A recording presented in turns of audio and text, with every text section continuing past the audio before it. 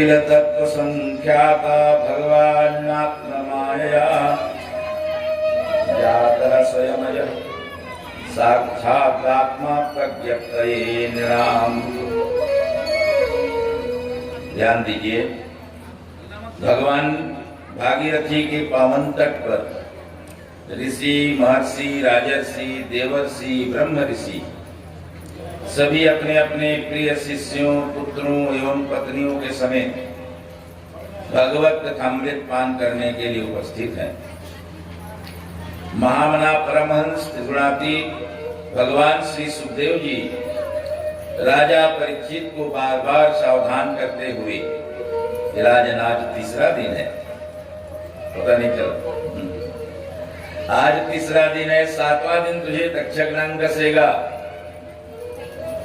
इसलिए तुम मन बुद्धि चित्त को एकाग्र कर भागवत धर्म का आश्रय लेकर भगवान श्री हरि की शरणागति को प्राप्त हो। बाबा संसार में जीवों के कल्याण के लिए भगवान की शरणागति से बढ़कर के अन्य कोई दूसरा श्रेष्ठ साधन नहीं है। ये भगवान की शरणागति क्या है? शरणागति, भगवान की शरणागति किसको कहते हैं?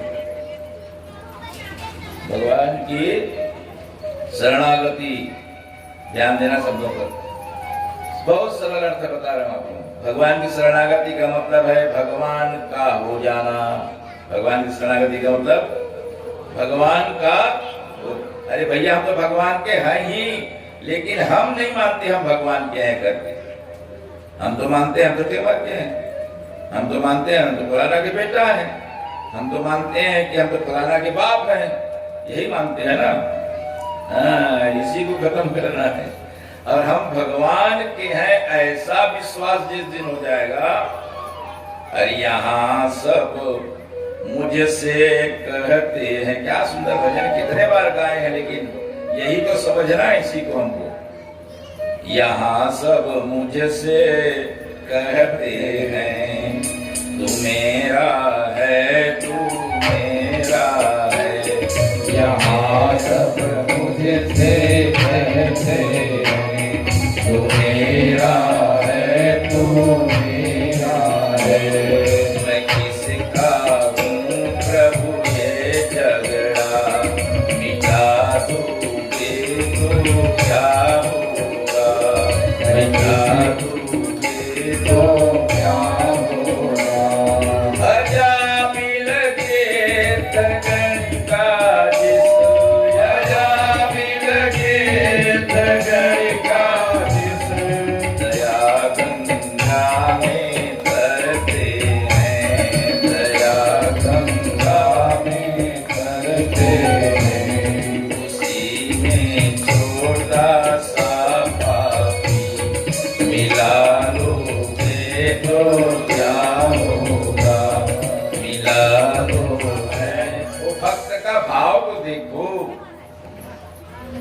माताओं, बंधु, भाव का ही महत्व है। आपको भगवान को रिझाने के लिए केवल भाव की आवश्यकता है, किसी वस्तु की नहीं है जरूरत। अरे भाव बिना बाजार के अब वस्तु मिले नहीं मोल। बाबा तो भाव बिना हरि क्यों मिले, भाव सहित हरि बोल। वृंदावन बिहारी लाल जय। अरे भैया बाजार जाते हो तो भाव करते हो, ये आलू का क्या भाव है करते हो ना, टमाटर का क्या भाव है, ये कपड़ा का क्या भाव है। तो बिना भाव के ये संसार के कोई वस्तु मिलने वाला नहीं है, तो बिना भाव के भगवान कैसे मिलेंगे? इसमें भी भाव की जरूरत है भगवान को पाने के लिए, लेकिन कौन सा भाव? वो आलू टमाटर वाला भाव नहीं, ये हृदय की भाव की आवश्यकता है। वो भक्त कहता है भगवान यहाँ तो सब लोग मुझको मेरा मेरा कहते हैं, पत्नी कहती है मेरा पति है, बेटा कहता है मेरा बाप है, सगा लोग कहते हैं ये मेरा सगा है। कहाँ कहाँ फंसे हो देखो, यही तो भागवत में वर्णन आया अभी कपिल।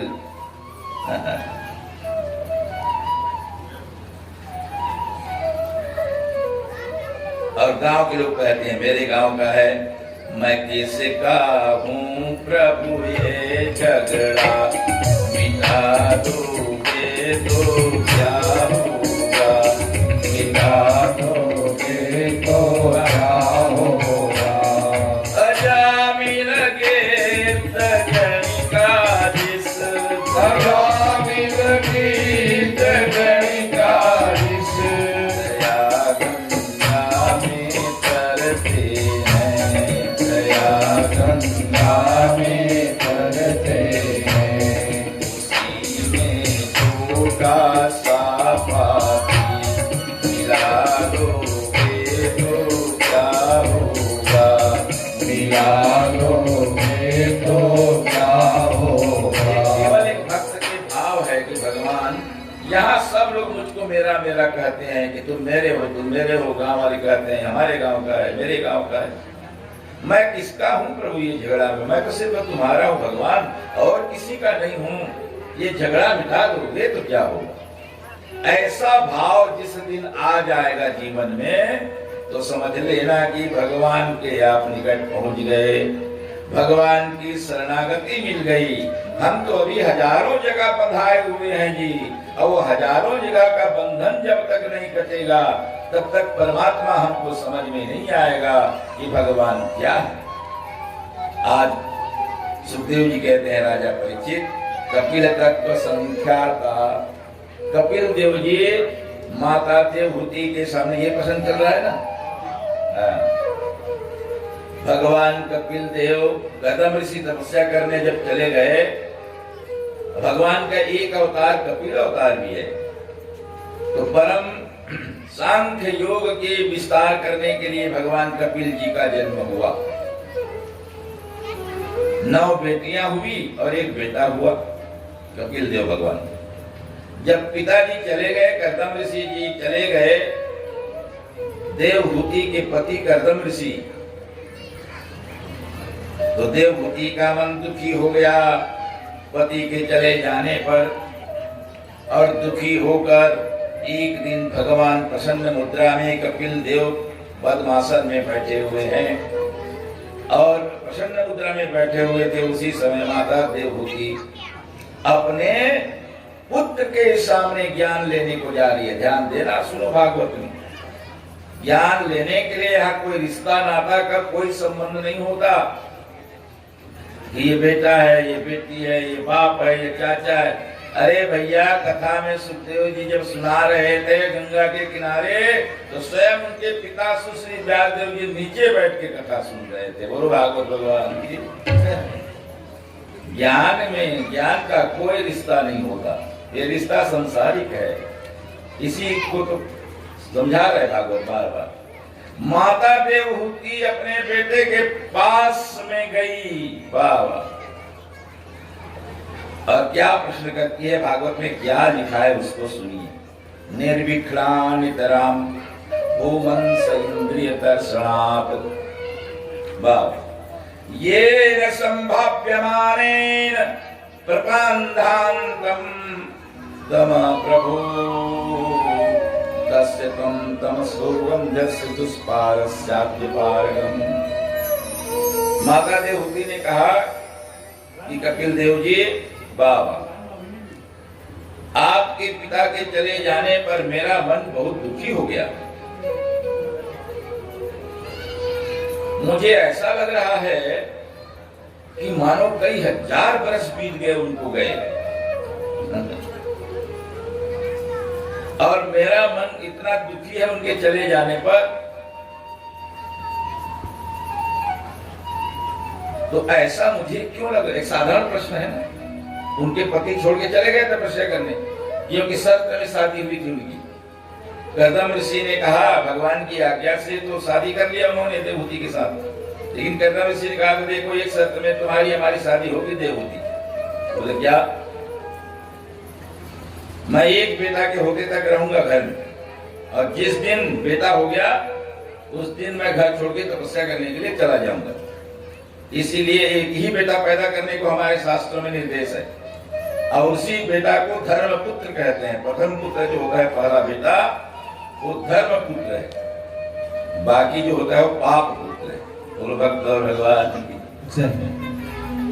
एक ही बेटे का निर्देश है हमारे यहाँ ग्रंथ में। गौतम ऋषि ने कहा कि देवहूति जैसे ही बेटा होगा, क्योंकि भगवान ने स्वयं कहा था कि गौतम ऋषि मैं तुम्हारे अंश में प्रविष्ट होकर कपिल के रूप में जन्म लेना चाहता हूँ और सांख्य योग के विस्तार करने के लिए मेरा कपिल का अवतार होगा। क्योंकि कीड़े मकोड़े की तरह जीने वालों के यहाँ भगवान का अवतार नहीं होता।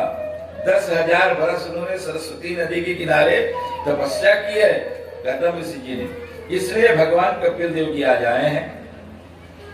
अब माता देवहूति ने देखा कि आज बड़े प्रसन्न मुद्रा में कपिल देव जी बैठे हैं, तो मैं अपने मन के शंका का समाधान अपने पुत्र कपिल देव, देखो रिश्ता नाता कभी मत मानना, यदि आपका बेटा ज्ञानी हो तो उस ज्ञान को लेने में कभी हिचक मत करना। हम लोग हिचकते हैं, अरे तो मेरा बेटा है, इससे मैं क्या ज्ञान लूंगा, इसको मैंने पैदा किया है, ये मेरी चाची है, ये मेरा फलाना है, ये मेरा ठिकाना है, इसी चक्करों में से रह। माता देवहूति पहुंची और उसने कहा कि कपिल जी मेरा मन इतना दुखी क्यों है, बस इसी प्रश्न के माध्यम बनाकर, प्रश्न को माध्यम बनाकर कपिल देव जी ने जो माता देवहूति को उपदेश दिया उस ग्रंथ का नाम सांख्य शास्त्र हो गया। कपिल देव उसके प्रवक्ता हैं और श्रोता उसकी मुख्य माता देवहूति है। भगवान कपिल देव ने अपने माता देवहूति को ही सांख्य शास्त्र का वर्णन किया। भागवत एक ऐसा ग्रंथ है, इसी में 6 शास्त्र, पातंजल योग दर्शन दूसरा स्कंद में आया है, हमको समय नहीं मिल पा रहा है तो हम नहीं बता पा रहे हैं। इसी में मीमांसा का, न्याय दर्शन का, सांख्य दर्शन का, पातंजल दर्शन का, 108 उपनिषदों का, सारे पुराणों का सारी भागवत ग्रंथ है। थोड़ा थोड़ा थोड़ा थोड़ा थोड़ा थोड़ा कहीं कहीं पढ़ देते। इसके लिए साधारण व्यक्ति नहीं चाहिए कथा कहने वाला भागवत के लिए, ये नाचने कूदने की कथा नहीं है भागवत।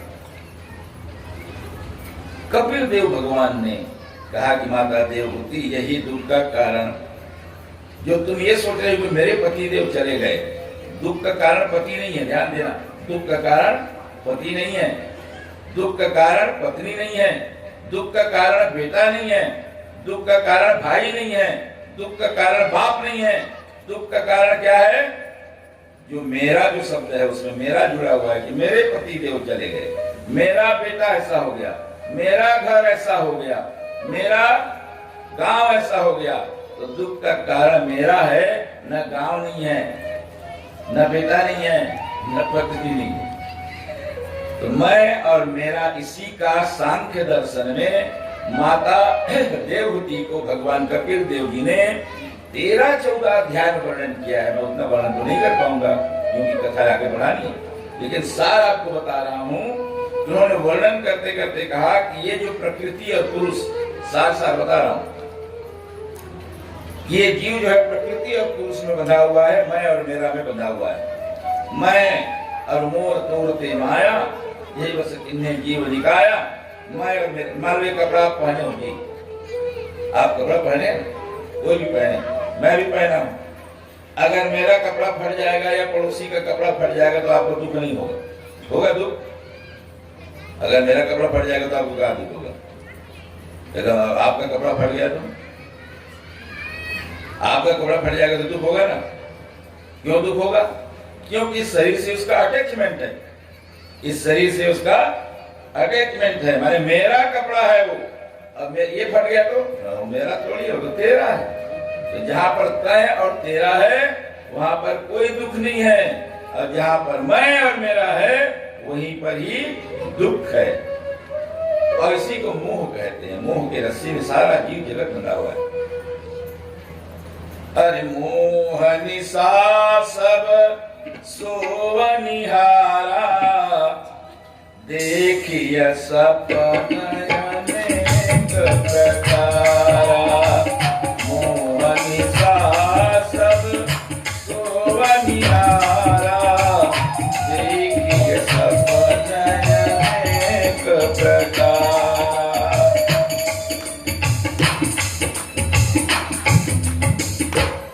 मैं और मेरा के मोह रूपी रात्रि में सारा संसार सो रहा है माता देवहूति, यही दुख का कारण।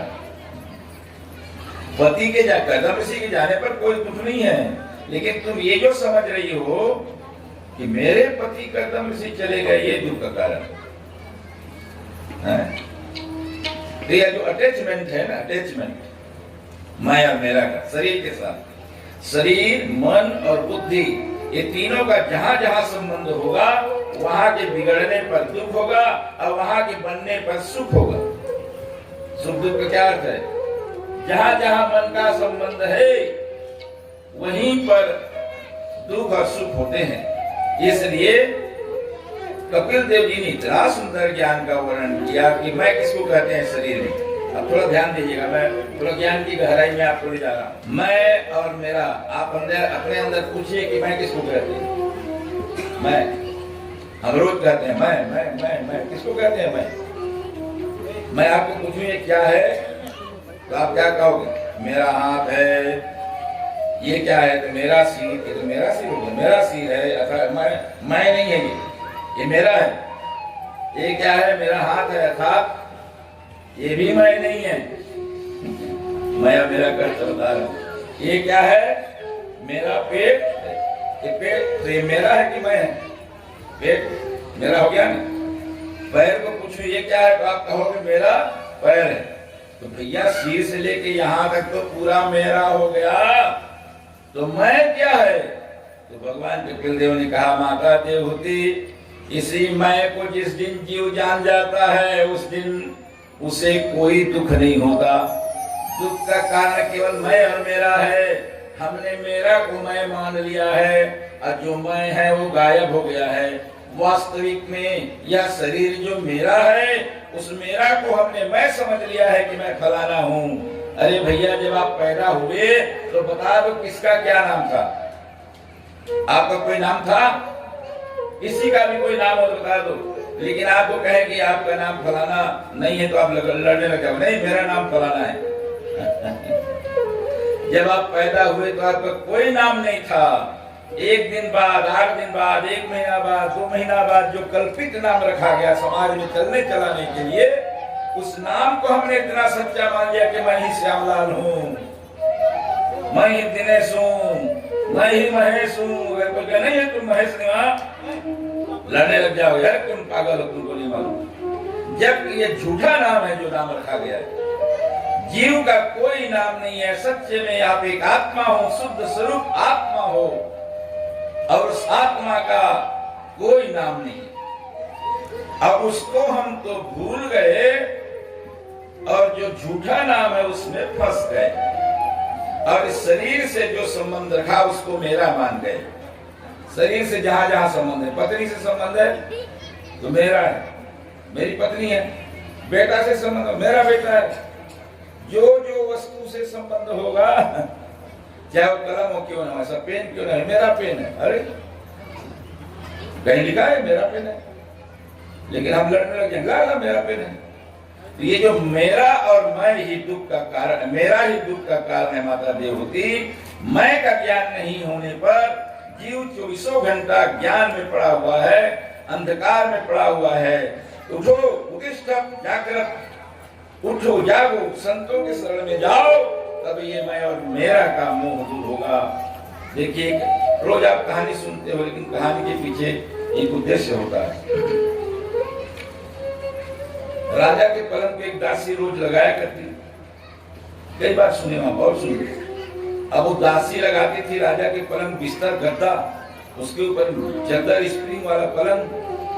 एक दिन दासी के मन में विचार आया कि इस पलंग में राजा साहब सोते हैं, इतना मजा आता होगा, गद्दादार पलंग है, स्प्रिंग वाला पलंग है। तो बिस्तर लगाने के बाद उसके जो मन में ख्याल आया कि थोड़ा मैं भी थोड़ा आराम करके देख लेती हूँ।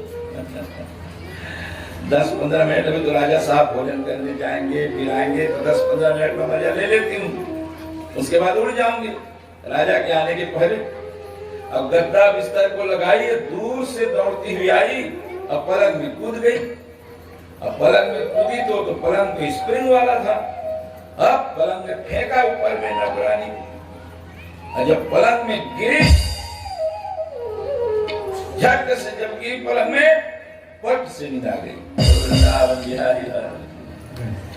इतना मुलायमदार दनीदा कि समय का ज्ञान रहा नहीं, समय का ज्ञान रहा नहीं। राजा साहब आ गए और राजा जी आए तो उसने देखा एक नौकरानी राजा के पलंग में सोई है। अब गुस्सा का क्या ठिकाना? अगर नौकरानी राजा के पलंग में सोए तो राजा का गुस्सा कम रहेगा। कोड़ा निकाला, 67 पिटाई, 1 2 3 4 कोड़ा पड़ा, नींद गायब, रोने लगी, चिल्लाने लगी, व्याकुल हो गई 4 कोड़ा के मार खाते ही।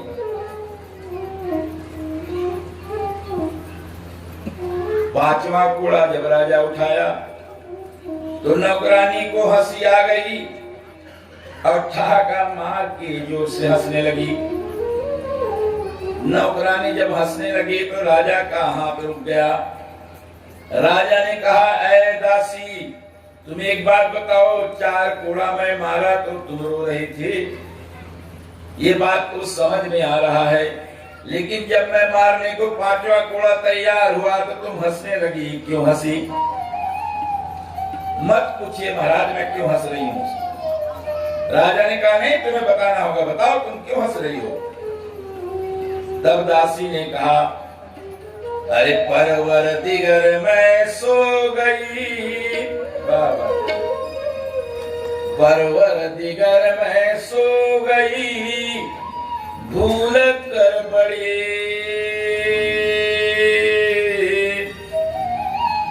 इसलिए सजा मिली मुझे इतनी कड़ी। महाराज मैंने गलती की जो आपके पलंग में सो गई, अब आपके पलंग में सोने के कारण मुझे 4 कोड़ा मार खाना पड़ा। बोले हाँ ये तो बात सही है, हंसी क्यों ये तो बता। तो हंसी इसलिए मैं महाराज, अरे होगी उसे कैसी सजा, होगी उसे कैसी सजा, जिसने जिंदगी सोने में बिताए। मैं हंसी इसलिए महाराज कि मैं 1 घंटा आज सोई में पलंग में तो 4 कोर्रा मार खाई हूँ, जो रात दिन इस पलंग में सोता है उसको कितने कोर्रा पड़ेंगे। बोलो वृंदावन बिहारी लाल। मोहनी सा सब सोवनियारा, मोहनी सा सब सोवनियारा, एक सपन अनेक प्रकार,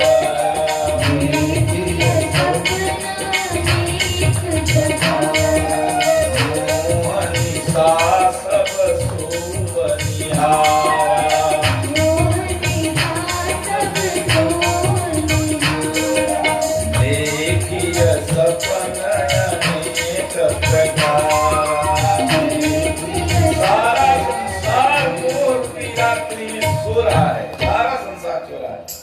और रात दिन सपना दे रहा है। मोर भी जागते जागते सपना, बैठे जहाँ हो सपना देख रहा है, मैं घर बनाऊंगा, महल बनाऊंगा, ऐसा करूंगा वैसा करूंगा। ठीक है, मोर भी रात्रि में सोना तो है और सपना देख रहे हैं, जागते जागते सपना देख रहे हैं। अरे सोने में तो सपना रख मारे। शास्त्रों ने कहा उत्तिष्ठत, जागृत, उठो जागो और संतों की शरण में जाओ, भागवत की शरण में जाओ, तभी मोह का रस्सी कटेगा। और मोह का रस्सी जब तक नहीं कटेगा ना तब तक आपको ज्ञान नहीं मिलेगा। मैं और मेरा का ही वर्णन है पूरे, और स्वर्ग नरक का भी वर्णन है 13 अध्याय में। स्वर्ग नरक का वर्णन करते करते करते करते करते करते करते वो इतने दुर्भोग स्वर्ग लोक है, इतने दुर्भोग नरक लोक है। अब देखिए भागवत में एक बड़ी विचित्र बात है, कपिल देव जी ने सबका खंडन कर दिया। भागवत पढ़ना सरल है, समझना कठिन है। कपिल देव जी ने आखिर में खंडन कर दिया सारी बातों को। ऊपर में कोई स्वर्ग नहीं है ना ऊपर में कोई नरक नहीं है, काट दिया उसी बात। अत्रैव स्वर्गे अब अत्रैव नरके, यही वो स्वर्गलोक है माता देवहूति और यही वो नरक भी जहाँ पैदा हुई। स्वर्ग अगर सोचोगे कि ऊपर में कोई स्वर्गलोक होगा हम जाएंगे तो कि वैकुंठ लोक होगा, अरे भैया ये समझाने की भाषा है यार, कहीं कुछ नहीं है। अत्रैव स्वर्गे अत्रैव नरके, जब एक बच्चा जन्म लेता है, जन्म लेते हो गद्दा में सोया है, 4 दास दासियां हैं, स्वर्गलोक का सुख भोग रहा है। एक बच्चा पैदा हुआ, उसकी मां मजदूरी भी जा रही है 3 दिन के बाद। मक्खी भी मिला रहा है, उसको कोई उठाने वाला नहीं, दूध पिलाने वाला नहीं, तो नरक का दुख भोग न मिला तो और क्या भोग रहा है? चींटी काट रहा है, कीड़े भी मिला रहे हैं, तो यही वो स्वर्ग है और यही वो नरक है। बहुत प्रकार की परिभाषा दी है स्वर्ग और नरक की भागवत में, लेकिन कपिल देव ने स्वयं खंडन कर दिया कि कहीं भी स्वर्ग नहीं है, यही वो स्वर्ग है, यही नरक है। और 4 प्रकार के सुख को स्वर्ग माना, 4 प्रकार के सुख। अब अपने अपने अंदर देखना क्या क्या सुख आपको मिला है। पहला सुख निरोगी काया, पहला सुख निरोगी काया, और दूसरा सुख थोड़ी सी माया, ज्यादा नहीं, ज्यादा धन जंजाल है।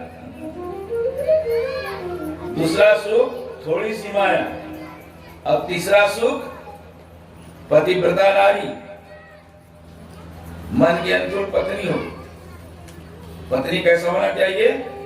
बाप मनोनुकूल हो। आजकल तो सब चंद्रमुखी खोजते हैं, बोलो वृंदावन बिहारी लाल की, सब चंद्रमुखी के पागल हैं। और जिसको ज्वालामुखी मिल जाए तो क्या करेगा? कहीं से थका हारा आए बेचारा, और घर वाली ज्वालामुखी, मुश्किल है ना लड़ने वाली। तो संत तुकाराम जी की पत्नी ज्वालामुखी, तुकाराम, संत तुकाराम इतने बड़े महान पंडित संत। भागवत का ये संदेश है, खराब भी बीवी मिल जाए ना तो भी खुश रहो, बोलो वृंदावन बिहारी लाल की। लेकिन कहा लोगों ने कि तीसरा सुख पतिव्रता नारी, और चौथा सुख पुत्र आज्ञाकारी। अब आपके जीवन में देखो क्या क्या मिला। पहला सुख निरोगी काया, दूसरा सुख थोड़ी सी माया, तीसरा सुख पतिव्रता नारी, और चौथा सुख पुत्र आज्ञाकारी। तो चारों में चारों किसी को नहीं मिलता। किसी को चारों में चारों मिल गया तो समझ लेना वैकुंठ लोक में रहता है, स्वर्ग लोक में रहता है। तो किसी को 4 में 3 मिला है, किसी को 2 मिला है, किसी को 1 मिला है, अब किसी को 1 को भी नहीं मिला है। बोलो भक्त और भगवान, बोलो भैया अपने अपने। इस स्वर्ग और नरक की बात बता रहा हूँ आपको। इधर उधर जाने की बस होगा तो हम नहीं जानते भैया। बड़े बड़े वैज्ञानिक लोग तो इतने विमान जहाज बना दिए, अगर स्वर्ग नरक कहीं होता ना तो उसको भी खोज करके अभी तक ले आए होते। इतने किलोमीटर की दूरी में ये भाववाचक शब्द है स्वर्ग और नरक। अत्रैव स्वर्गे, मैं नहीं कह रहा हूँ, भागवत में लिखा है अत्रैव स्वर्गे अवत्रैव नरके, खंडन कर दिया कपिल देवी ने। स्वर्ग और नरक यही है, बस मैं और मेरा का विवेचन उन्होंने किया। इसमें 24 प्रकृति का उन्होंने वर्णन किया। 24 प्रकृति, 24 प्रकृति कौन कौन है? 24 प्रकृति याद कर लीजिए, जान लीजिए। 24 प्रकृति कौन है? जिसमें जीव बंधा हुआ है। आप कहां पर बंधे हो? हम सब कहां पर बंधे हैं? ये 24 जगह बंधे हैं। कौन कौन? 10 इंद्रिय, 5 ज्ञान इंद्रिय, 5 कर्म इंद्रिय, 10 हो गया। अब 5 तत्व, चित जल पावक गगन समेरा, पंचरचित यादम शरीरा। 5 तत्व आकाश हवा अग्नि जल पृथ्वी, 10 और 5 15। प्रकृति माने शरीर को प्रकृति कहते हैं। 24 प्रकृति से शरीर है, 10 और 5 15। अब 5 तत्वों का 5 विषय है। अभी थोड़ा ज्ञान की बात है, थोड़ा ध्यान देंगे तो समझ में आएगा, नहीं तो जमाई आएगी, आलस आएगा। रूप रस गंध शब्द और स्पर्श, 15 और 5। अच्छा, आंख से आप क्या देख रहे हैं? आंख से क्या देखते हैं? रूप। मेरे को देख रहे हैं, तो आंख खराब हो जाएगा तो दिखाई देगा। तो आंख के कारण नहीं देख रहे हो ना, आपको बता देता हूं। आंख के कारण भी कोई सोचता हो कि मैं देख रहा हूं तो गलत है। अग्नि तत्व आपके शरीर में है तो ये रूप दिखाई दे रहा है। अग्नि तत्व जिस दिन शरीर में खराब हो जाएगा तो चश्मा लग जाएगा। ये बाहर में भी ये लाइट जल रहा है, अग्नि तत्व है, और आपके भीतर भी अग्नि तत्व है, इसलिए आप मुझको देख पा रहे हो। स्वाद खट्टा और मीठा को कौन बताता है? जीभ। जीभ बताती है। आदमी मरता है तो जीभ रहता है कि नहीं? तो छुआ के देखिए, खट्टा मीठा लगा मुंह बताइएगा स्वाद है। जीभ रहते, आंखें रहते, कान रहते, सब रहते। मरने के बाद न तो जीभ बता सकती खट्टा मीठा का स्वाद, और ठंडा गर्म को कौन बताएगा? आंखें नहीं बताएगा, न कान नहीं बताएगा। ये पानी को ऐसे छुओगे हाथ में, त्वचा, तो पानी गर्म है कि ठंडा है, ये ज्ञान हाथ बताएगा आपको, ऐसे छुएंगे। तो ये 5 विषय है, रूप, रस, गंध, शब्द और स्पर्श। 15 और 5 20। और 4 अंतःकरण, जिसको हृदय हृदय, मूर्मन मूर्मन मूर्मन ऐसा कहते हो ना। तो दिन देखे मन ला देखे बताओ तो हृदय ला देखे आज बता दे तो भागवत में देख लो। अंतःकरण चतुष्टय अंग, मन, बुद्धि, चित्त और अहंकार, 4 तत्वों का नाम हृदय है। डॉक्टरों ने भी खोज किया, हार्ट हृदय का खोज किया तो मांस का लोथा मिला। हार्ट का जब ऑपरेशन करते हैं हृदय का तो उनको भी समझ में नहीं आया कि मांस का लोथा मिला उनको। लेकिन हमारे ऋषियों उससे भी आगे बढ़ गए हैं मनीषी लोग।